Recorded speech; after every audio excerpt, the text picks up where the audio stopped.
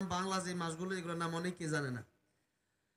এবার আসেন, এই যে জানুয়ারির খবর আমরা ঠিকই রাখি, ফেব্রুয়ারির খবর রাখি, মার্চের খবর রাখি, ওইটার খবর না রাখলেও তেমন কিছু আসে যায় না। কিন্তু রজব, শাবান, রমজানের খবর আপনাকে রাখতেই হবে, কারণ এই মাসের সাথে ইবাদতের সম্পর্ক আছে না নাই? রমজান মাসের সাথে রোজার সম্পর্ক, জিল হজ মাসের সাথে হজের সম্পর্ক, এইরকম ভাবে ঈদের সম্পর্ক মাসের সাথে। এই জন্য এই মাস ভিত্তিক ইবাদতের সিস্টেম আল্লাহ রাব্বুল আলামিন নিজেই চালু করেছেন, এবং 12 মাসের এই সিস্টেম, এই প্রথা চালু করেছেন আল্লাহ রাব্বুল আলামিন নিজেই। যার কারণে আল্লাহ রাব্বুল আলামিন কোরআন শরীফে সূরা তাওবায় বললেন যে, যেদিন আকাশ জমিন আমি আল্লাহ সৃষ্টি করেছি ওই দিন থেকে আমি আল্লাহর গণনায় 12টা মাস। কয়টা মাস? 12টা মাস।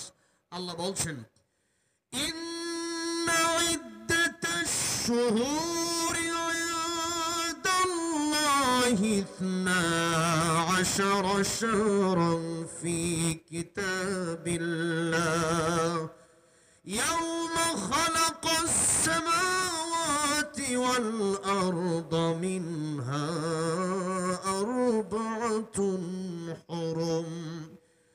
আল্লাহর আকাশ জমিন যেদিন থেকে আল্লাহ রাব্বুল আলামিন সৃষ্টি করেছেন সেদিন থেকেই আল্লাহ বলছেন, ইসনা আশারা শাহরান ফি কিতাবিল্লাহ, আমি আল্লাহর গণনায় 12টা মাস রয়েছে। এই 12 মাস জানুয়ারি ফেব্রুয়ারি না, এই 12 মাস মাঘ পৌষ না, এই 12 মাস হলো রজব, শাবান, রমজান, শাওয়াল, জিলকদ, জিলহজ, মুহররম। এই মাসগুলো মুহররম, সফর, রবিউল আউয়াল, রবিউস সানি, জমাদিউল আউয়াল, জমাদিউস সানি, এই যে আরবি 12 মাস, এই 12 মাসের কথা আল্লাহ রাব্বুল আলামিন উল্লেখ করলেন কোরআন শরীফে। তার মানে মাস যে 12 মাসে এক বছর হয়, এটা দুনিয়ার কোনো মানুষের সিস্টেম না, এটা আল্লাহরই সিস্টেম, এটা আল্লাহরই বানানো সিস্টেম। সুবহানাল্লাহ পড়েন। তার মানে আজকে ওয়াজ মাহফিল থেকে আপনারা অনেকেই জানতেন না যে 12 মাস আসছে কোন জায়গা থেকে। সবাই জানতেন 12 মাসের উৎপত্তি কোন জায়গা থেকে হয়েছে? এখন জানলেন সূরা তাওবা থেকে। আল্লাহ রাব্বুল আলামিন বললেন 12 মাসের উৎপত্তি আমি আল্লাহ নিজেই এই 12 মাসের সিস্টেম করলাম, যাতে করে প্রত্যেক বৎসরিক ইবাদত আছে। বাৎসরিক ইবাদত আছে না? কোরবানি ঈদ, রোজার ঈদ, রমজান, হজ, এই ইবাদতগুলো বাৎসরিকভাবে আল্লাহ রেখে দিয়েছেন। মাস একবার আসে, একবার রমজান মাস আসে, আবার এক বছর পরে আবার রমজান আসে, রজব মাস আসে, আবার এক বছর পরে রজব আসবে। এরকম সিস্টেম আল্লাহ নিজেই করে দিলেন। এবার আল্লাহ রাব্বুল আলামিন বলছেন, এই 12 মাস আমি আল্লাহ রাব্বুল আলামিন সৃষ্টি করার পরেই রমজান তো এমনি শ্রেষ্ঠ মাস। রমজানের ব্যাপারে কোরআন শরীফে তো কথা আছে, শাহরু রমাদানাল্লাযী উনজিলা ফীহিল কুরআন। রমজান মাসে কোরআন নাযিল হয়েছে, এই মাস সবচেয়ে বেশি দামি। এরপরে আল্লাহ রাব্বুল আলামিন বললেন, আরো 4টা মাসকে আমি সম্মান দিলাম, আরবাতুন হুরুম, আমি আল্লাহ আরো 4টা মাসকে সম্মান দিলাম এই 12 মাসের ভিতরে। রাসূল করিম সাল্লাল্লাহু আলাইহি সাল্লাম বললেন, এই 4 মাসের 3 মাস হলো একসাথে, জিলকদ, জিলহজ, মুহররম। আর একটা মাস আলাদা, রমজান মাসের আগের মাস, এই মাসের নাম হলো রজব মাস। এই মাস অত্যন্ত গুরুত্বপূর্ণ মাস, যেই মাসের ব্যাপারে আল্লাহ বললেন, এই রজব মাসকে আমি আল্লাহ রাব্বুল আলামিন নিজেই সম্মান দিলাম। এই রজব মাস, যেই মাসকে আল্লাহ রাব্বুল আলামিন নিজে সম্মান দিলেন, এখন এই মাসের নামে যদি আমরা না জানি, এই মাসকে আমরা সম্মান দিতে পারবো? এই মাসের নাম তো আগে আমাদের জানতে হবে। একজন মানুষ বিয়ে করবে, বিয়ে করার আগে পা মেলায় বসে আছে, হেলান দিয়া বসে আছে, হবু শ্বশুর আসছে, বললো তোমার হবু শ্বশুর এমনি সোজা হইয়া বসছে কেন? হবু শ্বশুর আসছে, তার মেয়েকে বিয়ে করবো কয়দিন পরে, উনি আমার হবু শ্বশুর, উনি আমার শ্বশুর হবেন, তাহলে ওনার সামনে তো এত ঠ্যাং মেলা এভাবে বসে থাকা যায় না, একটু সোজা হইয়া বসি। এই যে নড়াচড়া করলো, এটা হলো সম্মান দিল। এটা কি দিল? সম্মান দিল। এখন শ্বশুর যে যিনি হবেন, ও যদি নাই জানে তাহলে কি সম্মান দিবে? এমনি তো চা খাইতেছে, বৈশা রয়েছে, কোনো ঠিক ঠিকানা, কিন্তু শ্বশুর যখন আসসালামু আলাইকুম যখন জানতে পারছে, আগে জানতে হবে, তারপরে আপনি সম্মান দিবেন। আমাদের এলাকায় একটা প্রবাদ আছে যে, যে যাকে চিনে সে তাকে কিনে। তার মানে আপনি চিনতে পারলে জিনিস কিনবেন, না চিনলে তো আর কিনবেন না। কিনবেন না চিনলে তো আপনি নিবেন না কোনো জিনিস। তার আগে আপনাকে চিনতে হবে যে জিনিসটা কি, তাহলে আপনি এই জিনিসের মর্যাদা বুঝবেন। তাহলে এই যে মাস, এটা আমাদের জানতে হবে, তাহলে আপনি আপনি এই মাসকে সম্মান দিতে পারবেন। আল্লাহ রাব্বুল আলামিন বললেন, এই রজব মাসকে আমি আল্লাহ রাব্বুল আলামিন সম্মান দিলাম, সুতরাং এই মাসকে তোমরাও সম্মান দাও। সম্মান দিতে হলে আগে আমাকে আপনাকে জানতে হবে কোন মাসকে আল্লাহ রাব্বুল আলামিন স্পেশাল মর্যাদা দিলেন। এখন রজব মাসকে আল্লাহ রাব্বুল আলামিন স্পেশাল মর্যাদা দিলেন। এই রজব মাস যখনই আসতো, রাসূল সাল্লাল্লাহু আলাইহি সাল্লাম কোন দোয়া পড়তেন? একটু আগে পড়লাম, আল্লাহুম্মা বারিক লানা ফি রজব ওয়া শাবান ওয়া বাল্লিগনা রমাদান। আয় আল্লাহ রাব্বুল আলামিন, রজব আর শাবানে আপনি আমাদেরকে বরকত দান করেন, আর রমজান পর্যন্ত আমাদেরকে আপনি পৌঁছায় দেন। কারণ এক মানুষ যদি একবার রমজান পেয়ে যায়, তার ভাগ্য খুলে গেল। একবার কেউ যদি একটা নফল ইবাদত করে রমজান মাসে, তাহলে ফরজের সওয়াব আছে না নাই? আর যদি একটা ফরজ করে, তাহলে কয়টা ফরজ করার সওয়াব? 70টা। সুবহানাল্লাহ পড়ে। আর যদি লাইলাতুল কদর পেয়ে যান, তাহলে তো ভাগ্য আরো ভালো। আল্লাহ বললেন, লাইলাতুল কদরি খায়রুম মিন আলফি শাহর।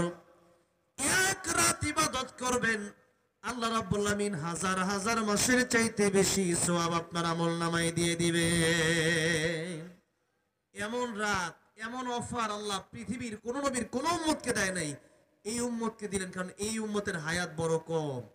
এই উম্মতের হায়াত বড় কম। আগের উম্মত বাঁচত 400 বছর 500 বছর, ইবাদত করতো বেশি। মিজানের পাল্লায় দেখা যাবে তাদের নামাজ বেশি, রোজা বেশি। কিন্তু আল্লাহ বলেন, ও আমার শ্রেষ্ঠ নবীর শ্রেষ্ঠ উম্মতেরা, তোমাদেরকে এমন একটা রাত দিলাম, জীবনে একবার যদি কেউ এক রাত পেয়ে যায়, হাজার হাজার মাস, কত হাজার মাস তা আল্লাহ ভালো জানে, হাজার হাজার মাস বেঁচে থাকলে যেই সওয়াব, আমল করলে যে সওয়াব হতো, এক রাত ইবাদত করলেই সেই সওয়াব তোমাদের আমলনামায় দিয়ে দেব। এটা তোমাদের বেলায়, কেবলমাত্র মুহাম্মদুর রাসূলুল্লাহ সাল্লাল্লাহু আলাইহি সাল্লামের উম্মতের বেলায়। সুবহানাল্লাহ বলেন। হ্যাঁ রে বাবাজিরা, সেই মাস রমজানুল মুবারক আমাদের সামনে সমাগত, আসতেছে। এখনই আমাদের প্রস্তুতি কিভাবে নিতে হবে? একে তো হচ্ছে রাসূলুল্লাহ সাল্লাল্লাহু আলাইহি সাল্লাম এই মাস পাওয়ার জন্য দোয়া করতেন। ইমাম আবু বকর জাসসাস রাহমাতুল্লাহ আলাইহি ওনার বিশ্ববিখ্যাত গ্রন্থ আহকামুল কোরআনে লিখেছেন, এই মাসে যারা বেশি বেশি আমল করবে, এই মাসে যারা গুনাহ ছেড়ে দেওয়ার চেষ্টা করবে, গুনাহ ছেড়ে দেবে, এই 4টা মাসে রজব, জিলকদ, জিলহজ, মুহররম, বাকি মাসগুলোতে আল্লাহ রাব্বুল আলামিন তাকে নেক আমল করার, বেশি বেশি নেক আমল করার তৌফিক দিবেন এবং গুনাহ ছেড়ে দেওয়ার তৌফিক দিবেন। সুবহানাল্লাহ পড়েন। এইজন্য এই মাসে বেশি বেশি নেক আমল করা। আল্লাহ রাব্বুল আলামিন বললেন, এই সম্মানিত মাসগুলো যখন চলে আসবে, ফালা তাযলিমু ফীহিন আনফুসাকুম, তোমরা গুনাহ ছেড়ে দাও, কারণ জাহান্নামে যাওয়ার জন্য একটা মাত্র গুনাহই যথেষ্ট। একটা মাত্র কবিরা গুনাহ জাহান্নামে যাওয়ার জন্য যথেষ্ট। এই জন্য কবিরা গুনাহ যদি কেউ করে, তাওবা না করে মরলে জাহান্নামে যাওয়াটাই স্বাভাবিক। এই জন্য আল্লাহ বলছেন, এই মাস যখন চলে এসেছে, তোমরা গুনাহ বন্ধ করে দাও। এক নম্বর কথা হচ্ছে সম্মান বাড়ায় দিতে হবে। সম্মান বাড়াবেন কেমনে? সম্মান বাড়ানোর অর্থ হচ্ছে এই মাস সম্পর্কে আপনাকে জানতে হবে। এখন জানলেন, তার মানে আপনাকে মনে মনে ধারণা রাখতে হবে, এতদিন পর্যন্ত সুদের সাথে জড়িত ছিলাম, ঘুষের সাথে জড়িত ছিলাম, মদের সাথে জড়িত ছিলাম, ইয়াবার সাথে জড়িত ছিলাম, জিনার সাথে জড়িত ছিলাম, ব্যভিচারের সাথে জড়িত ছিলাম, মিথ্যার সাথে জড়িত ছিলাম, গীবতের সাথে জড়িত ছিলাম। রজব মাস যেহেতু চলে আসছে, এই মাসে এই গুনাহগুলো আর করা যাবে না। কারণ আল্লাহ রাব্বুল আলামিন এই মাসকে সম্মান দিয়েছেন, আমাকে ওই মাস, এই মাসে এরকম সম্মান দেখাতে হবে। এই মাসে যা মনে চাই তা করা যাবে না। বেশি বেশি ইবাদত করতে হবে, বেশি বেশি জিকির করতে হবে, বেশি বেশি কোরআন পড়তে হবে। এই মাসটা হলো ইবাদতের একটি মাস, গুনাহ ছেড়ে দেওয়ার মাস, তওবা করে ফিরে আসার মাস। তাই আল্লাহ রাব্বুল আলামিন বললেন, রজব মাসের বড় গুরুত্ব, এই মাসের গুরুত্ব তোমরা দাও। এই মাসকে সম্মান করো, বেশি বেশি নেক আমল করো, তোমরা গুনাহ ছেড়ে দাও। তাহলে আমরা এতক্ষণের আলোচনায় বুঝলাম, আমরা প্রাথমিকভাবে রজব মাসের আমল হলো বেশি বেশি দোয়া করো, আল্লাহুম্মা বারিক লানা ফি রজব ওয়া শাবান ওয়া বাল্লিগনা রমাদান। এই দোয়া যদি করেন তাহলে মুফাসসিরিন কেরামগণ বলেছেন, আপনি যদি রমজান মাস নাও পান, আল্লাহ দোয়া কবুল করেন যদি নেয়, তাহলে রমজান মাস পেলে ইবাদত করলে যে সওয়াব হতো, রমজান মাস না আপনি যে পেলেন না, কবরে যাওয়ার পরে রমজান মাস না পেলেও আল্লাহ এই সওয়াব আপনার আমলনামায় দিয়ে দিবেন। জোরে বলেন সুবহানাল্লাহ। এই জন্য এই দোয়া পড়তে রাজি আছেন তো আপনারা? পারেন সবাই? পড়বেন বেশি বেশি। এটা হচ্ছে এক। 2 নম্বর, নেক আমল বেশি বেশি করা, গুনাহ এতদিন যা করেছেন তা ছেড়ে দেওয়া। এই 3টা কথা এই মাস সম্পর্কে বললাম। এবার আসুন সামনের দিকে যাই। সূরা আহজাবের 41 নম্বর এবং 42 নম্বর আয়াত আমি তেলাওয়াত করেছি। আল্লাহ রাব্বুল আলামিন বললেন, ইয়া আইয়ুহাল্লাযীনা আমানু যকুরুল্লাহা যিকরান কাসীরা। হে ঈমানদারেরা, তোমরা আল্লাহ জিকির করো এবং বেশি বেশি জিকির করো। জিকির এটা একটা বড় ইবাদত। জিকির যে যত বেশি করবে তার জান্নাতের মাকাম তত উচ্চ তবকায় হবে। সুবহানাল্লাহ বলেন। সব জান্নাত কি একরকম হবে? সব জান্নাত কিন্তু একরকম হবে না। আল্লাহ বললেন বেশি বেশি জিকির করো।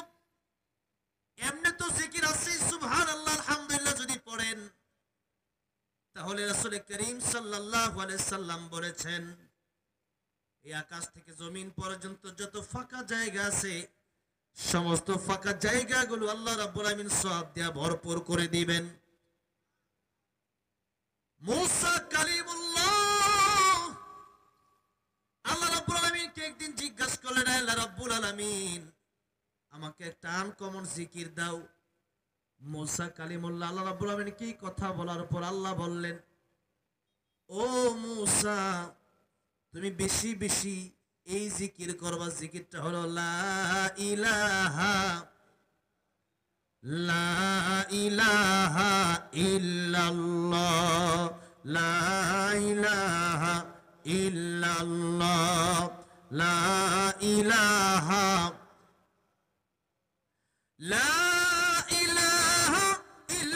ইল্লাল্লাহু মুহাম্মাদুর রাসূলুল্লাহ সাল্লাল্লাহু আলাইহি ওয়াসাল্লাম। মুসা কালিমুল্লাহ ডেকে বললেন, আয় আল্লাহ রাব্বুল আলামিন, লা ইলাহা ইল্লাল্লাহর জিকির তো সবাই করে, এই জিকির তুমি আমারেও দিলা। আল্লাহ বলেন, মুসা, এই দুনিয়াতে যা কিছু আছে লা ইলাহা ইল্লাল্লাহর চাইতে দামি আমার কাছে আর কিছু নাই। সুতরাং তুমি বেশি বেশি লা ইলাহা ইল্লাল্লাহর জিকির করো। জিকির করবেন তো? জিকির করবেন আর বাদ দিবেন গীবত। কি বাদ দিবেন? আমরা বেশি বেশি গীবত করি আর জিকির করি না। গীবত চায়ের স্টলে, এরপরে বিভিন্ন দোকান পাটে, বিভিন্ন রাস্তার মোড়ে মোড়ে, অথবা আমরা যখন বন্ধুর আড্ডা একসাথে হই, তখন আমরা কি করি, আরেকজনের বিরুদ্ধে আমরা একটু বদনাম বলি। তাতে কি লাভ হয়? একটু মজা পাওয়া যায় আর কি। আর তাতে আর কিছু লাভ হয় না। এতটুকু লাভ হয় যে তার বিরুদ্ধে বললে একটু মজা লাগে, এতটুকু লাভ হয়। কিন্তু এর ক্ষতিটা কত বড়! আপনি যে জিকির না করে, আপনি কোরআন তেলাওয়াত না করে, আপনি লা ইলাহা ইল্লাল্লাহ পড়েন, লাভ হবে। সুবহানাল্লাহ পড়েন, আলহামদুলিল্লাহ পড়েন, লাভ হবে। তা না করে আপনি যখন এই গীবত করতেছেন, তখন ক্ষতিটা কত বড়! প্রথমে একটু কোরআন থেকে বলি, তারপরে হাদিস শরীফ থেকে বলি, এরপরে সামনের দিকে যাব। আল্লাহ রাব্বুল আলামিন বললেন সূরা হুজুরাত, ওয়ালা ইয়াগতাব বা'দুকুম বা'দা আইয়ুহিব্বু আহাদুকুম আন ইয়াকুলা লাহমা আখিহি মাইতান ফাকারিহতুমুহু। আল্লাহ বললেন, তোমরা একজন আরেকজনের বিরুদ্ধে গীবত করো না। আইয়ুহিব্বু আহাদুকুম, তোমাদের মধ্যে কেউ এমনটা কি পছন্দ করো, আইয়াকুলা লাহমা আখিহি মাইতা, যে তোমরা তোমাদের মৃত ভাইয়ের কাঁচা গোশত খাবা। আল্লাহ বললেন ফাকারিহতুমু, আমি আল্লাহ জানি তা তোমরা অপছন্দ করো। কেউ কি কোনোদিন মৃত ভাইয়ের কাঁচা গোশত খেয়েছে? খেয়েছে? খায় নাই। আল্লাহ বলছেন এটাকে যেমন তোমরা অপছন্দ করো, গীবত করা মানে মৃত ভাইয়ের কাঁচা গোশত খাওয়া এত জঘন্যতম কাজ। এবার একটু হাদিসের দিকে যাব, লক্ষ্য করেন। ইমাম সুফিয়ান সাউরি রাহমাতুল্লাহ আলাইহি তিনি একদিন তার খাদেমকে ডেকে বলেন, ও খাদেম শোনো, কিছু টাকা পয়সা সোনা দানা কিছু অর্থ সম্পদ তোমার আমি দিলাম, এই অর্থ সম্পদ গুলা তুমি ওই লোককে দিয়ে আসবা যে লোক আমার বিরুদ্ধে গীবত বলে। খাদেম ডেকে বলল, হুজুর আপনার বিরুদ্ধে বদনাম বলে, আপনার বিরুদ্ধে গীবত করে তাকে এত টাকা পয়সা আপনি দিলেন, অথচ আমি না আপনার খাদেম, কষ্ট তো আমি আপনার জন্য করি, আপনি আমার কিছু টাকা পয়সা দেন, তা না দিয়ে তারা দিচ্ছেন কেন? হুজুর ডেকে বলছেন, ও খাদেম শোনো, ওই বেটা এত বড় উপকার আমার করে দিল, কিয়ামতের ময়দানে এত বড় উপকার আমার মা বাবাও আমার জন্য করবে না। অথচ মা বাবার সম্মান কত সূরা বানী ইসরাঈল, আপনারা মা বাবার কথা যত আলোচকরা যখন আলোচনা করে তখন আপনারা শুনেই থাকেন যে আল্লাহ রাব্বুল আমিন কোরআন শরীফ বিভিন্ন আয়াতেই বলেছেন, ওয়াকাদা রাব্বুকা আল্লা তা'বুদু ইল্লা ইয়্যাহ ওয়া বিল ওয়ালিদাইনি ইহসানা। আল্লাহর ইবাদতের পরে আল্লাহ কার খেদমত করতে বলেছেন? মা আর বাবার। নবীজি বলেছেন মা আর বাবা এত দামি, মা আর বাবার দিকে যদি নেক নজর দিয়ে তাকাতে পারো, একবার তাকাবা, একবার তাকানোর কারণে এক একটা কবুল হজের সওয়াব হয়ে যাবে। আহা, সবাই সুবহানাল্লাহ বলেন না। হজ করা কি এত সহজ? বলেন হজ করা কি সহজ না কঠিন? কঠিন। নবী নিজে বলছেন আল হাজ্জু আল হাজ্জু, হজ হলো কষ্টকর। কে বলতেছেন? রাসূল করিম সাল্লাল্লাহু আলাইহি সাল্লাম বলতেছেন, তিনি নিজে বলছেন হজ হলো কষ্টকর। কারণ পৃথিবীতে যত ইবাদত আছে, যেমন কিছু ইবাদত আছে আর্থিক, কিছু আছে দৈহিক। আর্থিক ইবাদত, দৈহিক এটা একটু আগে বুঝছেন। যেমন দৈহিক ইবাদত হচ্ছে নামাজ। নামাজ এটা আপনার দেহ দিয়ে আপনাকে পড়তে হবে, কপাল দিয়ে আল্লাহর কুদরতি কদমে সেজদা লাগায় দিতে হবে। আপনি একজন মানুষ ফজরের নামাজ পড়ে, তাকে আপনি 500 টাকা দিয়ে বললেন আমার নামাজটা তুমি পড়ে দিও, নামাজ হবে? নামাজ কিন্তু হবে না। নামাজ আপনারটা আপনাকেই পড়তে হবে। এটা হলো দৈহিক ইবাদত। আরেকটা হচ্ছে আর্থিক, যেমন যাকাত আপনার উপর ফরজ হয়েছে, মনে করেন 1 লাখ টাকা।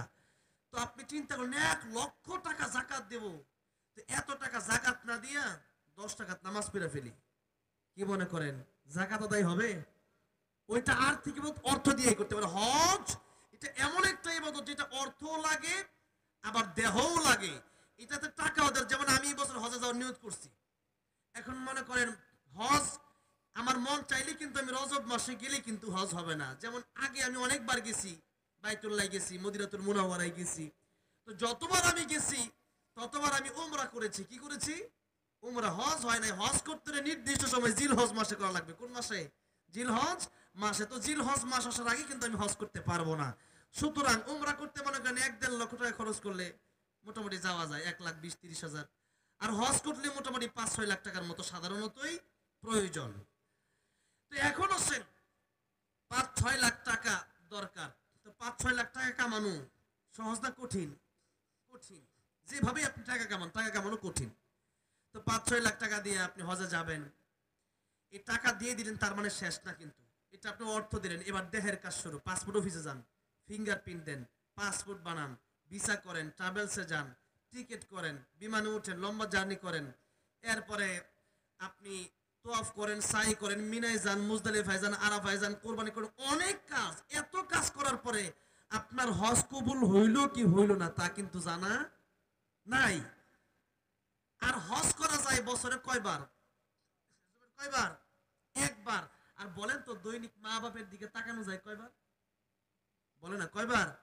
অনেকবার, অসংখ্যবার, মেলাবার তাকানো যায়, এতবার তাকানো যায়। আর আপনি মনে করতেছেন জীবনে যদি একবার কেউ হজে যেতে পারে, তখন মাইকিং করে। কি করে? মাইকিং সবাইকে বলে যে আমি হজে যাচ্ছি। কোথায় যাচ্ছি? হজে যাচ্ছি, তুমি বলে দিও যে হজে যাচ্ছি। এখন ওই সময় ঠিকই বলে, কিন্তু ওইটাও হজটাকে কবুল হচ্ছে কি হচ্ছে না কিন্তু তা জানা নাই। কিন্তু নবী বলেন মায়ের দিকে একবার তাকাবা, বাপের দিকে একবার তাকাবা, তাকানোর সাথে সাথে কবুল হজের সওয়াব। এত সহজ ওয়াজ যদি আপনারা না মানেন তাহলে আর ওয়াজ কি শুনবেন বলেন? মায়ের দিকে তাকাইলে কবুল হজের সব, বাপের দিকে তাকাইলে কবুল হজের সব। সাহাবী জিজ্ঞাসা করলেন, ইয়া রাসূলুল্লাহ, ইয়া হাবিবাল্লাহ, আপনি বলেছেন একবার তাকালে একটা কবুল হজের সব, আমি যদি 100 বার তাকাই কয়টা কবুল হজের সব হবে? নবী বলেন, সাহাবীরে, তাকাতে তাকাতে অস্থির হয়ে যেতে পারো, আমার আল্লাহ রাব্বুল আমিন সওয়াব দেওয়ার বেলায় কোনো অস্থির হবেন না। তুমি যতবার তাকাবা ততবারই আল্লাহ তোমাকে সওয়াব দিবেন। এই তাকানোর কিছু অর্থ আছে, কিছু হচ্ছে মায়ের দিকে হাসি মুখে কথা বলা, মায়ের দিকে নেক নজর দিয়ে তাকানো, মায়ের নজর দিয়ে তাকানো। আরেকটা অর্থ হচ্ছে মা বাবাকে খুশি করা। কি করা? খুশি করা। মা বাবা যেভাবে খুশি হয় ওইভাবে খুশি করার চেষ্টা করা। আমার ভাইরা, আমার এই যে মা আর বাবা হচ্ছে অমূল্য সম্পদ। টাকা দিয়ে হজ করা যায় কিন্তু কবুল হয়েছে কিনা তা জানা যায় না। আর মা বাবার দিকে তাকালে কবুল হজের সওয়াব হয়। সুতরাং এই মা এই বাবার কদর করার দরকার। জুড়ে বলেন আছে না নাই? অমূল্য, এটার কোনো মূল্য নাই। আমার ভাইরা, আমার বাবাজিরা, আল্লাহ বলেন আমার ইবাদতের পরে তোমরা পিতা মাতার খেদমত করো। তাহলে মা বাবার সম্মানটা জুড়ে বলেন কম না বেশি? বেশি। আল্লাহ রাসূলের পরে এই মা বাবার সম্মান। কিন্তু ইমাম সুফিয়ান সাউরি রাহমাতুল্লাহ আলাইহি বললেন, ও খাদেম শোনো, যে ব্যক্তি আমার বিরুদ্ধে গীবত করলো, এই ব্যক্তি এত বড় উপকার আমারে করলো, কিয়ামতের ময়দানে এত বড় উপকার আমার মা বাবাও আমার জন্য করবে না। খাদেম ডেকে বলে, হুজুর কেমনে এটা সম্ভব? কেমনে মা বাপেও এত বড় উপকার করবে না কেমনে? এবার একটু লক্ষ্য করে দেখেন সূরা ওয়াসিফ, আল্লাহ বললেন, ইয়াউমা ইয়াফিরুল মারউ মিন আখিহি ওয়া উম্মিহি ওয়া আবিহি ওয়া সাহিবাতিহি ওয়া বানিহি। কিয়ামতের ময়দান যেদিন শুরু হয়ে যাবে, ওই দিন পৃথিবীর মানুষগুলা 50,000 বছর কিয়ামতের ময়দানে দাঁড়ায় থাকা লাগবে। মাথার অর্ধ হাত উপরে সূর্য, আর পায়ের নিচে তামার জমিন, আটলান্টিক মহাসাগর, বঙ্গোপমহাসাগর, আরব মহাসাগর, পাহাড়গুলা, সাগর তো থাকবেই না, সব আল্লাহ তামা বানায় দিবেন, পাহাড়গুলা সমতল করে দিবেন। এমন একটা কঠিন অবস্থায় সব নবীরা পর্যন্ত নফসি নফসি বলতে থাকবে। কেবলমাত্র একজন নবী, যে নবী বলবেন উম্মতি, তিনি হলেন রাহমাতুল লিল আলামিন। আল্লাহ নিজের ব্যাপারে বলেছেন, আলহামদুলিল্লাহি রাব্বিল আলামিন। আল্লাহ যত সৃষ্টি আছে সমস্ত সৃষ্টি জগতের জন্য, দুনিয়া হোক পরকাল হোক, সমস্ত দুনিয়া এবং পরকাল উভয় জায়গার জন্যই আল্লাহ রাব্বুল আলামিন তিনি হলেন রব। আর আমার নবীর ব্যাপারে আল্লাহ রাব্বুল আলামিন বললেন, ওয়া মা আরসালনাকা ইল্লা রাহমাতাল লিল আলামিন। রাহমাতুল লিল আলামিন নবী কোরআনে প্রমাণ, আশিক বিনে কে বুঝিবে আমার দয়ার নবীর শান, উম্মত বিনে কে বুঝিবে আমার দয়ার নবীর শান। খারাপ লাগতেছে? একটু মাঝে মধ্যে নবীর প্রেম বলা যাবে না আমার সাথে? জবানটা ছেড়ে দিয়ে বলেন না, রাহমাতুল লিল আলামিন নবী, রাহমাতুল লিল কোরআনে প্রমাণ, আশিক বিনে কে বুঝিবে আমার দয়ার নবীর শান। বলেন, আশিক বিনে কে বুঝিবে নবী আমার মদিনারে বলবো,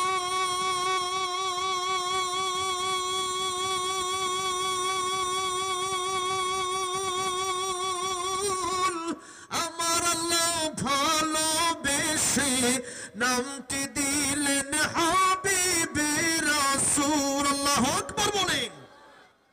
নবী আমার মদিনারি বলবো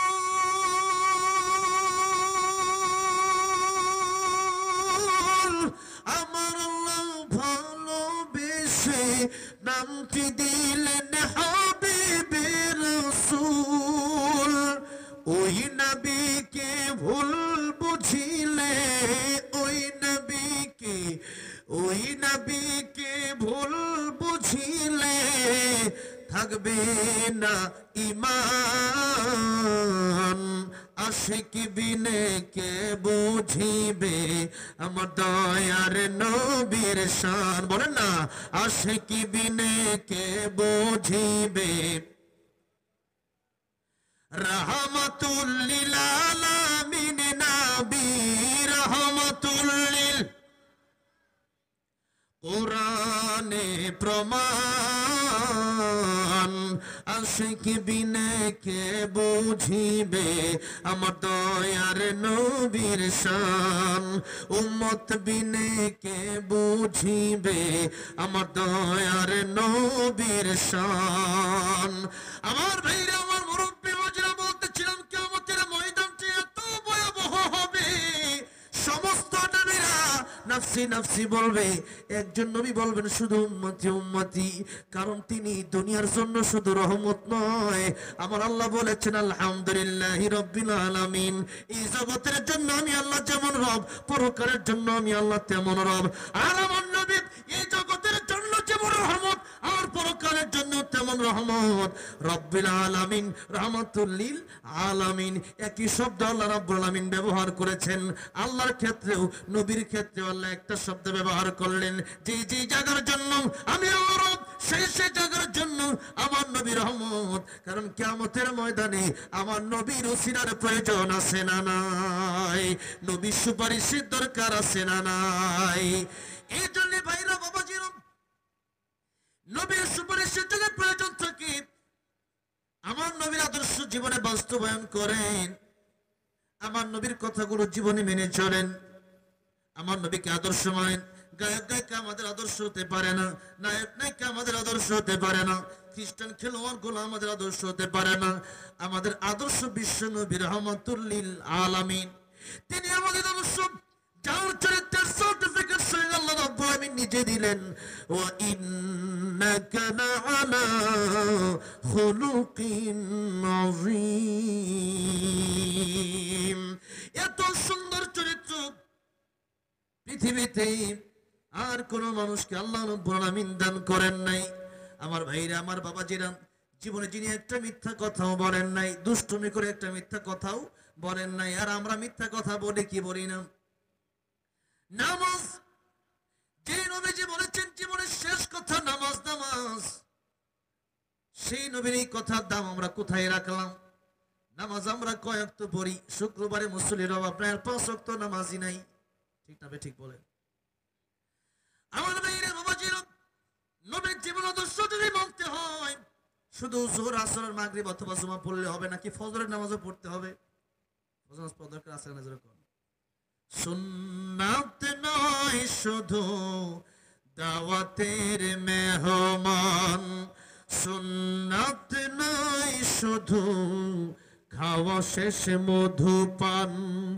আরো কিছু সুন্নাত আছে তুমি জানো কি জানলেও জীবনে কখনো তা মানো কি এই জন্য সুন্নাত যদি মানতে হয় নবীর জীবন আদর্শ যদি আমাদের ভিতরে আনতে হয় নবীর আদর্শ যদি বাস্তবায়ন করতে হয় এই সুন্নাত অর্ধেক মানলে হবে না পরিপূর্ণ মানতে হবে আল্লাহ বলেন পরিপূর্ণ মানো আল্লাহ বলছেন সূরা বাকারা ইয়া আইয়ুহাল্লাযীনা আমানু উদখুলু ফিস সিলমি কাফা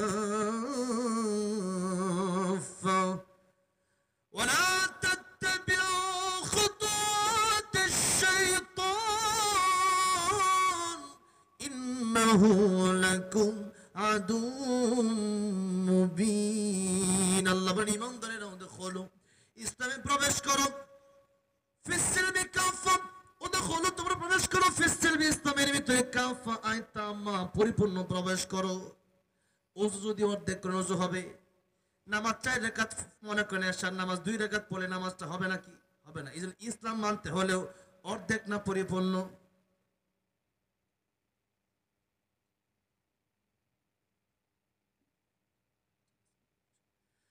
আমার ভাইরা, আমার বাবাজিরা, এই জন্য ইসলাম যদি মানতে হয় এই কথা মনে রাখতে হবে, আমার নবী যেভাবে বলেছেন ওইভাবে আমাকে চলতে হবে। কিছু মানলাম না তা হবে না। আমার ভাইরা, আমার বাবাজিরা, বলতেছিলাম কিয়ামতের ময়দানে আমার নবী ছাড়া সবাই বলবেন নাফসি নাফসি, আমাকে বাঁচাও, আমার কি উপায় হবে, আজকে আমার কি উপায় হবে। সেই কিয়ামতের কঠিন ময়দানে আল্লাহ বলতেছেন তোমার ভাই কাজে আসবে না, বোন কাজে আসবে না, মা কাজে আসবে না, বাপ কাজে আসবে না। কে বললেন? ইয়াউমা ইয়াফিরুল মারউ মিন আখি ওয়া উম্মিহি ওয়া আবি। কার কথা এগুলা? আল্লাহর কথা। সূরা আবাসে আল্লাহ বলেন মা কাজে আসবে না, ভাই কাজে আসবে না, বোন কাজে আসবে না, বন্ধুদের কাজে আসবে না।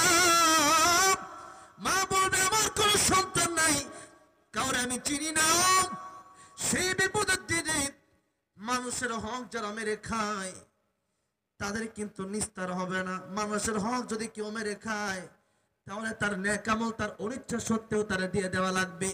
আর মানুষের হক খাওয়ার মধ্যে একটা হলো এই দুনিয়ার মানুষের টাকা পয়সা জমি জমা আত্মসাৎ করা, বোনের হক খাওয়া, ভাইয়ের হক নিয়ে নেওয়া, ইতিমের হক খাওয়া, মিসকিনের হক নিয়ে নেওয়া, যাকাতের টাকা খেয়ে মানে নিজের ব্যাংকে রেখে দেওয়া, এইগুলো হচ্ছে মানুষের হক খাওয়া। আরেকটা কথা আছে, মানুষের ইজ্জত নষ্ট করা। এটার ব্যাপারে নবী বললেন গীবত যদি করো তোমাদের 2টা ক্ষতি হবে, এটাও মানুষের হক নষ্ট করা। কিয়ামতের ময়দানে মা বাপ কাজে আসবে না, যে মা বাপের ব্যাপারে আল্লাহ এত কথা বললেন, যে মা বাবাকে আল্লাহ রাব্বুল আলামিন ওদের পরে যেই মা বাবার খেদমত করতে বললেন, ওই মা বাবার এত সম্মান, ওই মা বাবা কিয়ামতের ময়দানে একটা নেকি দিতে চাইবেন আল্লাহ বলেছেন। আর কিয়ামতের ময়দানে যারা একজন আরেকজনের বিরুদ্ধে গীবত করবে, নবী বলেছেন তার 2টা ক্ষতি হবে। কয়টা ক্ষতি? 2টা ক্ষতি হয়ে যাবে। 1 নাম্বার, নিজের নেক আমল তারে দিয়ে দেওয়া লাগবে, নামাজ তারে দিয়ে দেওয়া লাগবে, সালাম তারে দেওয়া লাগবে, কোরআন তেলাওয়াত তারে দিয়ে দেওয়া লাগবে। আর তার গুনাহ তাকে নিয়ে, যে ব্যক্তি গীবত করলো তাকে নিয়ে তাকে জাহান্নামে যেতে হবে, তাকে জাহান্নামে পৌঁছায় দেওয়া হবে। আমার ভাইরা, আমার বাবাজিরা, এই জন্য গীবত যদি করেন তাহলে আপনি বড় ক্ষতিগ্রস্ত হয়ে যাবেন। এই জন্য আমার ভাইরা, আমার বাবাজিরা, গীবত যদি করেন এটা আপনার জন্য অত্যন্ত ক্ষতিকর, কিয়ামতের ময়দানে জাহান্নামে যাওয়ার কারণ। আর জিকির যদি করেন তাহলে জিকিরটা আপনার জান্নাতে যাওয়ার কারণ হয়ে যাবে। আমার ভাইরা, আমার বাবাজিরা, এবার আসেন জিকির শব্দের কয়েকটা ব্যাখ্যা আমি বলে আলোচনা আমি শেষ করব। জিকির শব্দের 5টা প্রধানত ব্যাখ্যা লিখেছেন তাফসীরে কাবীরে ইমাম ফখরুদ্দিন রাজি রাহমাতুল্লাহ আলাইহি। কয়টা? কয়টা? 5টা। 1 নম্বরে, আর এই সবগুলো আল্লাহ নিজেই বর্ণনা দিচ্ছেন। আল্লাহ বলছেন ইন্না নাহনু নাযালনা যিকরা ওয়া ইন্না লাহু লাহাফিজুন। আল্লাহ বলছেন যে আমি জিকির নাজিল করেছি আর এই জিকিরের হেফাজত আমি আল্লাহ করব। কিন্তু এই তরজমাটা এভাবে লেখা হয় নাই। এই তরজমাটা লেখা হয়েছে কিভাবে? আপনি তাফসীরে কাবীর খুলেন, তাফসীরে মাআরিফুল কোরআন খুলেন, তাফসীর ইবনে কাসির খুলেন, তাফসীরে কুরতুবী খুলেন, তাফসীরে মাজারি খুলেন, যে তাফসীরে আপনি খুলবেন, তাফসীর খুলে দেখবেন যে এটাই লেখা যে আমি আল্লাহ কোরআন নাজিল করেছি। আর কোরআনের হেফাজত করবেন কে? কোরআনের হেফাজত করবেন কে? আল্লাহ। কারণ পৃথিবীর অসংখ্য অগণিত গ্রন্থ রয়েছে, কিন্তু কোনো গ্রন্থের হাফেজ নাই। একটা মাত্র গ্রন্থ, সেটা হচ্ছে কোরআন শরীফ। এই কোরআন শরীফের হাফেজ পৃথিবীতে আছে না নাই? কম না বেশি? এই জন্য নকুল কুমার বিশ্বাস হিন্দু হয়ে একটা গান লিখছে। কি গান বলবো?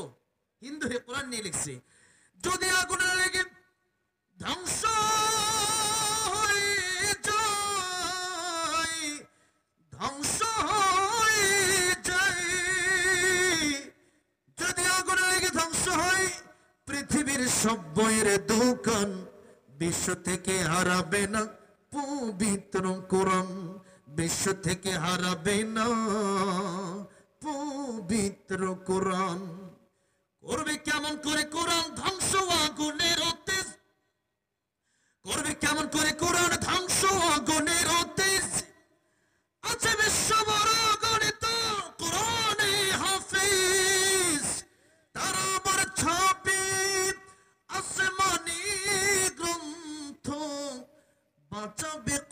কোরআনের সম্মান বিশ্ব থেকে হারাবে না। পবিত্র কোরআন বিশ্ব থেকে হারাবে না। পবিত্র কোরআন, কথা ঠিক না বেঠে? আমার ভাইরা, আমার বাবা ছিলাম, আল্লাহ বলছেন ইন্না নাহনু নাযালনা যিকরা, এই কোরআন আমি আল্লাহ নাযিল করেছি, হেফাজত করব আমি আল্লাহ রাব্বুল আলামিন। সুতরাং হেফাজতের দায়িত্ব যেহেতু আল্লাহ রাব্বুল আলামিন নিজেই নিয়েছেন, কেউ ধ্বংস করতে পারবে না, তামাম পৃথিবীর মানুষ মিলেও ধ্বংস করতে পারবে না। আমার ভাইরা, বাবাজিরা, বোঝানোর উদ্দেশ্য হলো আল্লাহ এখানে বললেন ইন্না নাহনু নাযালনা যিকর। এই জিকির শব্দের ব্যাখ্যা সব তাফসীরের গ্রন্থে এসেছে কোরআন। কি? কোরআন। তার মানে আল্লাহ বলছেন জিকিরের প্রথম ব্যাখ্যা হচ্ছে কোরআন শরীফ। ও দুনিয়ার মানুষের জিকির যদি করতে হয় তাহলে প্রথমেই আল্লাহর কোরআন শরীফ পড়ার দরকার আছে না নাই? এক নাম্বার জিকির হলো আল্লাহর কোরআন শরীফ। আর আল্লাহ সূরা রহমানে বলছেন আর রহমান, আমি আল্লাহ দয়াময়, আল্লামাল কোরআন, কোরআন শিখালাম, খালাকাল ইনসান, মানুষ বানালাম। আল্লাহ কোরআনের কথা আগে বললেন না মানুষের কথা আগে বললেন? কোরআনের কথা আল্লাহ আগে বললেন। তার মানে কোরআন শিখলেই প্রকৃতপক্ষে গুণগত মানুষ হওয়া যায়। আর কোরআন যারা শিখে না, একসময় তাসলিমা নাসরিন আসাদের মতো নাস্তিক হয়ে এই দেশের ভিতরে আল্লামা সাইদি, আল্লামা আহমদ শফির মতো বড় বড় আলেমদের বিরুদ্ধে তার কথা বলার মতো সাহস পায়। ঠিক না বেঠে? এই জন্য কোরআন শিক্ষার কোনো বিকল্প নাই। কোরআন যদি শিখেন তাহলে আপনি প্রকৃত মানুষ হয়ে যাবেন। কারণ যারা কোরআন শিখে তারা জানে যে এই কোরআন যেহেতু আমি শিখলাম, তারা পরকাল বুঝে, পরকালে হিসাব দেওয়ার ভয় তাদের থাকে। আর যারা কোরআন শিখে না, পরকালের হিসাব দেওয়ার কোনো ভয় তাদের থাকে না। এরা মনে করে খাও দাও ফুর্তি করো, দুনিয়াটা মস্ত বড়, এই দুনিয়ায় খেয়ে দিয়ে যাও। কিন্তু যারা কোরআন শিখে তারা জানে। ওমর রাদিয়াল্লাহু আনহু একবার যাচ্ছেন রাস্তা দিয়ে মরুভূমি, এক রাখালকে বললেন এই ছাগলগুলো কার? বললো আমার মালিকের। বললো আমার একটু দুধ দেওয়া যাবে? বললো না, আমার মালিকের ছাগল। ওমর রাদিয়াল্লাহু আনহু বলে একটা ছাগল দেও, পরীক্ষা করার জন্য বলে একটা ছাগল দেওয়া আমারে, তোমার কিছু টাকা দেই। রাখাল ডেকে বললো, ও যুবক, তখন চিনে না ওমর রাদিয়াল্লাহু আনহুকে, বললো যে এই যে ছাগল, এটা তো আমার মালিকের, আমি তোমার ছাগল বিক্রি করবো কিভাবে? আমি তো রাখাল। বললো তুমি বলবো বাঘে খেয়ে নিছে ছাগলটা। রাখাল বলল, যুবক, এই যে এই কথাটা তুমি আমার বললা, আমি আমার এই ছাগলের মালিককে হয়তো জবাব দিয়ে পার পাবো, কিন্তু কিয়ামতের ময়দানে এই মালিকের কাছে আমি কি জবাব দিব? আল্লাহু আকবার বলে। এই যদি এই ভয় যদি কারো থাকে, সে আল্লাহর কাছে একদিন অবশ্যই আমার জবাব দেওয়া লাগবে যে লিতুজজা কুল্লু নাফসিন বিমা তাসআ। এই দুনিয়া তাহলে এমনি পাঠান নাই যে পাঠাইছে, যা করতেছে এটার হিসাব একদিন ঠিকই আমার দেওয়া লাগবে। তাহলে এই ব্যক্তি গুনাহ করতে পারে না, চুরি করতে পারে না, ডাকাতি করতে পারে না, সুদ খেতে পারে না, ঘুষ খেতে পারে। তাই জন্য কোরআন শিক্ষার কোনো বিকল্প নাই। ভাইরা বাবাজিরা, এরপর আরেকটা কথা বলি। কিয়ামতের ময়দানে সর্বপ্রথম নামাজের হিসাব হবে। কিসের হিসাব? নামাজের হিসাব হবে। আউয়ালু মা ইউহাসাবু বিল আবদি ইয়াউমুল কিয়ামাতিস সালাহ। কিয়ামতের মধ্যে নামাজের হিসাব যেহেতু হবে, নামাজ ভঙ্গের কারণ অনুষ্ঠান প্রথম কারণ হচ্ছে নামাজে অশুদ্ধ পড়া। কারণ আপনি যদি কোরআন শরীফ অশুদ্ধ পড়েন নামাজ হবে না। নামাজ যদি না হয় আপনি প্রথমে ধরা খেয়ে যাবেন। নবী বললেন নামাজের হিসাব দিতে গিয়ে যে ব্যক্তি পার পেয়ে যাবে সে সব হিসাবে পার পেয়ে জান্নাতে চলে যাবে। সুবহানাল্লাহ। তাহলে নামাজটা সঠিক শুদ্ধভাবে পড়ার জন্য আগে আমাদেরকে কোরআন শরীফ সহি শুদ্ধ করে শিখতে হবে। কি শিখতে হবে? কোরআন শরীফ সহি শুদ্ধ করে শিখতে হবে। অনেকগুলো গজলের রিকোয়েস্ট আছে, আপনারা গজলও শুনবেন। আমি শোনাবো ইনশাল্লাহ, একটু সময় নিচ্ছি আর কি। গজল আমি শোনাবো ইনশাল্লাহ। আজকের মাইকটা এত ভালো পাইছি, আমি অসুস্থ, আমি ভাবছিলাম যে কথাই বলতে পারবো না। আমার প্রচন্ড অসুস্থ, পিঠে থেরাপি দেওয়া, তো থেরাপি শরীরটা একটু ব্যথা আর কি, তো একটু শক্তি পাচ্ছি না ওইরকম। তারপর মাইকটা খুব ভালো। মাইকের নাম কি? New sound system. আলহামদুলিল্লাহ, এই মাইকটা খুব ভালো। এই মাইকটা হলে বক্তারা অনেক মানে সাশ্রয় হয় বক্তাদের। আলহামদুলিল্লাহ, অনেক ভালো মাইক। মানে এই এলাকায় ফার্স্ট টাইম এত সুন্দর একটা মাইক পেলাম। আলহামদুলিল্লাহ বলেন। আপনার অনেক ধন্যবাদ মাইকম্যান ভাই যিনি আছেন। আমার ভাইরা, আমার বাবাজিরা, এখন ওযু ছাড়া, ওযু যদি না করেন নামাজ হবে? কোরআন শরীফ সহি শুদ্ধ করে না শিখলে আপনার নামাজ হবে না। এই কোরআন শরীফ আপনাকে শিখতেই হবে। কিতাব, এই কোরআন এসেছে কিতাবুন আনজালনাহু ইলাইকা লিতুখরিজান নাসা মিনাদ যুলুমাতি ইলান নূর, জাহান্নাম থেকে বাঁচায় জান্নাতে নেওয়ার জন্য। তাহলে এই কোরআন শরীফ আমাদেরকে আগে শিখতে হবে। যেহেতু বিশেষ করে আমরা মুসলিম, আমাদেরকে কোরআন না শিখে কবরে যাওয়া যাবে না। এই কোরআন নবী বলেছেন কিয়ামতের ময়দানে আল্লাহর সাথে তর্ক করবেন যে আল্লাহ, এই ব্যক্তি আমি কোরআনকে ভালোবাসছে, তুমি যদি তাকে জান্নাতে না দাও আমি কোরআন আজকে খুশি হব না, তাকে জান্নাত দিতেই হবে। আল্লাহ বলবেন কোরআন তোমার সুপারিশ মঞ্জুর করে তাকে জান্নাতে দিয়ে দিলাম। তাহলে কোরআন শরীফ বেশি বেশি পড়ার দরকার আছে না নাই? সূরা ইখলাস 3 বার পড়লে কয় খতম কোরআন শরীফের সওয়াব? 1 খতম। একটু পড়েন তো, বিসমিল্লাহির রহমানির রহিম, কুল হুয়াল্লাহু আহাদ আল্লাহুস সামাদ লাম ইয়ালিদ ওয়া লাম ইউলাদ ওয়া লাম ইয়াকুল লাহু কুফুয়ান আহাদ। 10 পারা কোরআন শরীফের সওয়াব হয়েছে। সুবহানাল্লাহ পড়েন, আরেকবার পড়েন, বিসমিল্লাহির রহমানির রহিম, قل هو الله أحد الله الصمد لم يلد ولم يولد ولم يكن له كفوا أحد। 20 পারা। আরেকবার পড়েন, বিসমিল্লাহির রহমানির রহিম, কুল হুয়াল্লাহু আহাদ আল্লাহুস সামাদ লাম ইয়ালিদ ওয়া লাম ইউলাদ ওয়া লাম ইয়াকুল লাহু কুফুয়ান আহাদ। এখানে যারা আসছেন আজকে এক খতম করে কোরআন শরীফ সব বাড়িতে নিয়ে যাবেন। আলহামদুলিল্লাহ বলেন। লাভ হয়েছে না ক্ষতি হয়েছে? অনেক বড় লাভ হয়েছে। সূরা তাকাসুর পড়বেন, কমপক্ষে 1000 আয়াত পড়লে যে সব আল্লাহ সেই সব আমলনামায় দিয়ে দিবেন। আমার ভাইরা বাবাজিরা, এছাড়াও কোরআন শরীফের যে কোনো আয়াত থেকে আপনি তেলাওয়াত করবেন, কমপক্ষে প্রত্যেকটা হরফে কমপক্ষে কয়টা করে নাকি? 10টা করে নাকি আল্লাহ দিয়ে দিবেন। তাহলে কোরআন শরীফ হলো বেশি বেশি আমাদের তেলাওয়াত করতে হবে, 1 নাম্বার। 2 নম্বরে, এই জিকির শব্দের অর্থ এসেছে কোরআন শরীফে, আল্লাহ বলেছেন ফাযাক্কির বিল কুরআনি মান ইয়াখাফু ওয়াঈদ। এখানে যাকির শব্দ এসেছে, জিকির শব্দ এসেছে।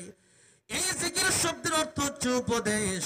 কোরআন থেকে, কোরআনে অনেক উপদেশ আছে না নাই? মূসা আলাইহিস সালামের ব্যাপারে উপদেশ আছে, এরপরে ঈসা আলাইহিস সালামকে নিয়ে উপদেশ আছে, মারইয়াম আলাইহিস সালামকে নিয়ে উপদেশ আছে, নূহ আলাইহিস সালামকে নিয়ে উপদেশ আছে। এই পৃথিবীতে অসংখ্য অগণিত ঘটনা ঘটে যাওয়া অনেক উপদেশ আল্লাহ আমাদের জন্য শিক্ষণীয় করে রেখেছেন। এই উপদেশগুলো আমাদেরকে শিখতে হবে, জানতে হবে।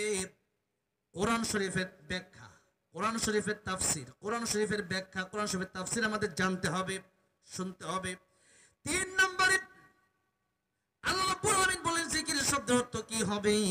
সূরা জুমআতে আল্লাহ বললেন, ইয়া আইয়ুহাল্লাযীনা আমানু ইযা নুদিয়া লিস-সালাতি মিন ইয়াউমিল জুমআতি ফাসআউ ইলা যিকরিল্লাহি ওয়া যারুল বাই'। আল্লাহ বললেন, ওই ইমানদারেরা, জুমার দিন যখন মসজিদে আযান হয়ে যায় তখন তোমরা নামাজের দিকে চলে যাও। কোন দিকে চলে যাবেন? নামাজের দিকে যাও। কিন্তু এখানে নামাজ শব্দ নাই। ফাসআউ ইলা যিকরিল্লাহ, আল্লাহ জিকিরের দিকে দৌড়াও।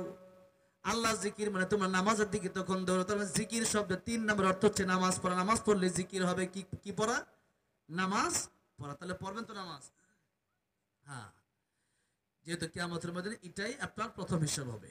4 নম্বর, জিকির শব্দের অর্থ আল্লাহ কোরআন শরীফে বর্ণনা করে বলছেন, ওয়ামান আ'রাদা আন যিকরি ফাইন্না লাহু মাঈশাতান দানকা ওয়া নাহশুরুহু ইয়াওমাল কিয়ামাতি আ'মা।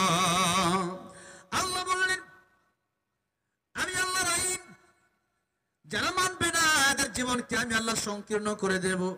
এখানে জিকির মানে আল্লাহর আইন। জিকির মানে কি? আল্লাহর আইন। আল্লাহর আইন মানতে রাজি আছেন না নাই? শুধু ঘরে মানলে হবে না, সংসদেও মানতে হবে, সব জায়গায় মানতে হবে। কোন জায়গায় বাদ রাখা যাবে না। আল্লাহর কোরআন আইন কি শুধু ঘরে চলবে না, বাইরেও চলবে? সব জায়গায় মানতে হবে। যারা বলেন ঠিক না ঠিক? আমার ভাইরা, আমার বাবা, এই জন্য আল্লাহর আইন মানে হচ্ছে ঘর থেকে শুরু হবে রাষ্ট্র পর্যন্ত সব জায়গায় কার আইন চলবে? আল্লাহর আইন। আল্লাহর আইন যদি হয় তাহলে সুদ থাকবে না, ডাকাত থাকবে না। যখন সুরের হাত কাটা হবে, আর সারিকু ফাকতাউ আইদিয়াহুমা, তখন দেখবেন সুর কমে গেছে, ডাকাত কমে গেছে। যেরকম ঠিক না ঠিক? এই জন্য আল্লাহর আইন যখন দেশের মধ্যে চালু হয়ে যাবে তখন এই দেশ সুন্দর একটা সমাজে গড়ে উঠবে। আর যদি আল্লাহর আইন চালু না করা হয়, আপনি যত কিছুই বলেন না কেন, এই দেশে কোনোদিন শান্তি আসতে পারে না। আল্লাহ বলে, তোমাদের জীবনকে আমি সংকীর্ণ করে দেব। 2 নম্বর, কিয়ামতের ময়দানে আমি আল্লাহ রাব্বুল আলামিন তোমাদেরকে অন্ধ বানায় ওঠাবো। কি বানায় ওঠাবো? অন্ধ বানায় ওঠাবো। তাই আল্লাহর আইন এই দুনিয়াতে আমাদের বাস্তবায়ন করতে হবে। আল্লাহ বলেন, আমার আইন মেনে নাও। আমার আইন যদি তোমরা না মানো, আল্লাহ সূরা রহমানে বলছেন, ইয়া মা'আশারাল জিন্নি ওয়াল ইনসি ইন ইসতাতা'তুম আও তানফুযু মিন আকতারিস সামাওয়াতি ওয়াল আরদি ফানফুযু লা তানফুযুনা ইল্লা বিসুলতান। আল্লাহ বলেন, আমার আইন যে তোমাদের কাছে ভালো না লাগে, আমার আকাশ জমিন ছেড়ে তোমরা বের হয়ে যাও। আল্লাহর আকাশ আল্লাহর জমিন ছেড়ে বের হয়ে যাওয়ার মতো ক্ষমতা এই পৃথিবীতে কোনো কোনো মানুষের আছে? জরুর আছে?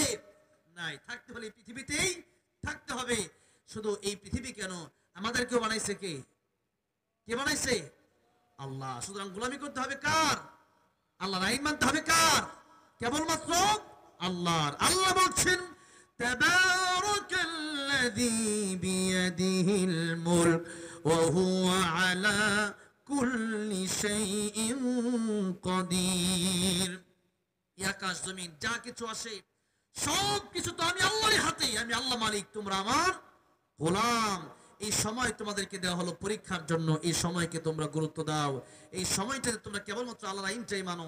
আল্লাহ পরের আয়াতে বলছেন আল্লাযী খালাকাল মাউতা ওয়াল হায়াতা লিয়াবলুয়াকুম আইয়ুকুম আহসানু আমালা।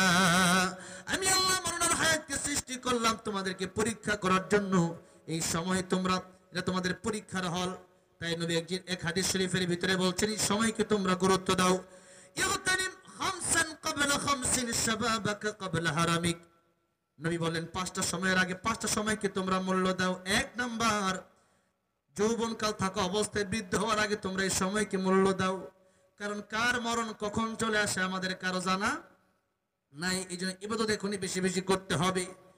2 নম্বরে নবীজি বললেন ও আমার উম্মতেরা সিহাতাকা ক্বাবলা সাকামিক, তোমরা অসুস্থ হয়ে যাওয়ার আগে সুস্থতাকে মূল্য দাও। কারণ অসুস্থ হয়ে গেলে বোঝা যায় সুস্থতা কত বড় নিয়ামত, ঠিক না ঠিক বলেন? 3 নম্বরে বলেন গিনাকা ক্বাবলা ফাকরিক, টাকা পয়সা যদি কারো থাকে এই টাকা পয়সার মালিক কেউ ইচ্ছা করলেই হতে পারে না। কেউ ধনী কেউ গরিব, এটা আমার আল্লাহর ইচ্ছা। টাকা পয়সার মালিক একজন বানায়, জবান খুলে বলেন তিনি কে? আল্লাহ। নবী বললেন টাকা পয়সা যদি থাকে, তোমরা ফকির হয়ে যাওয়ার আগে সকালবেলার ধনী তুমি ফকির, সন্ধ্যাবেলা এই টাকা পয়সা আল্লাহর রাস্তায় তোমরা কিছু দান করো, মসজিদ মাদ্রাসায় দান করো।